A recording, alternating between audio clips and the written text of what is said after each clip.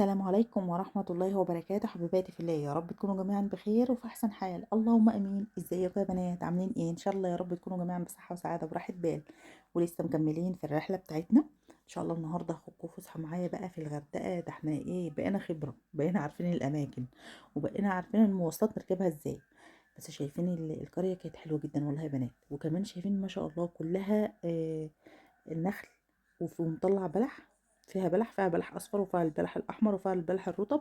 انا اكلت منه اخر يوم، كانوا بينزلوا الصباط ده على الارض، وكلت منه كان البلح زي العسل. ما شاء الله القرية كلها نخل كده، وكلها مليان بلح، وشكلها حلو جدا جدا بصراحة. طبعا انت بتقوم الصبح تاخدي الفطار بتاعك من 7 ل10، وبعد كده بتنزلي على البحر.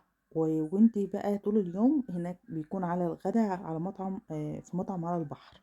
يعني تجوعي تطلعي تاخدي الاكل بتاعك، مثلا لو انت جوعتي تاخدي الغدا وترجعي تاني. وبعد كده بتاخدي العشاء، باين كان من 7 ل10. بعد بقى ما تخلصوا البحر بتاعك والولاد يلعبوا وينبسطوا، تطلعوا تاخدوا شاور، وبعد كده تنزلوا على العشاء ولو حابة تخرجي. انا رحت في الغردقه قبل كده مره. بصراحه ما خرجتش من القريه اللي انا كنت فيها، كنت طول الوقت مقضيه في القريه. ما مش محتاجه ان انا كنت اخرج، او ما كنتش عارفه الاماكن، واولادي كانوا لسه صغيرين. فما كنتش عارفه ايه الاماكن اللي انا اخرج اروحها. مره واحده بس نزلت البلد، وبعد كده ما خرجتش. ما كنتش عارفه الاماكن. انما المره دي بقى تختلف، لان ولادي هم اللي كانوا بيخرجوني ما شاء الله عليهم. كانوا مسويين بحث يا بنات بالاماكن اللي انت تخرجي فيها. فكانوا عارفين الاماكن، يلا هنروح المكان، رايحين المكان الفلاني يلا بينا، وعارفين كمان هناخد المواصله منين. فكنا يعني احنا النهارده رحنا مارينا. دي مارينا الغردقه حلوه جدا يا بنات، بجد تحفه تحفه. هي زي ممشى هنا في شخفني، على البحر، والمحلات. يعني انا ما كنتش متخيله ان هي كبيره وجميله بالشكل ده، لان انا اول مره اشوف المكان بالمباني بتاعته، بالوانها المبهجه، بالانوار، بالحاجات اللي هم عاملينها في المحلات. شايفين المحلات كمان عاملين عليها اشكال حلوه جدا.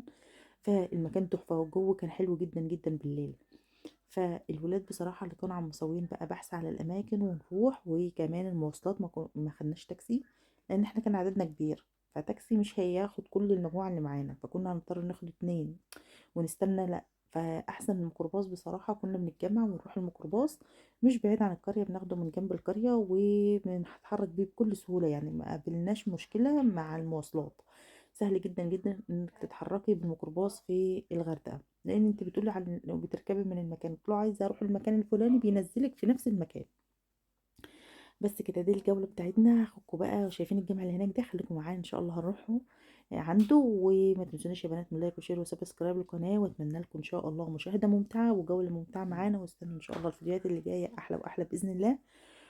واشوفكم ان شاء الله بخير وعلى خير في فيديو جديد. ومع السلامة.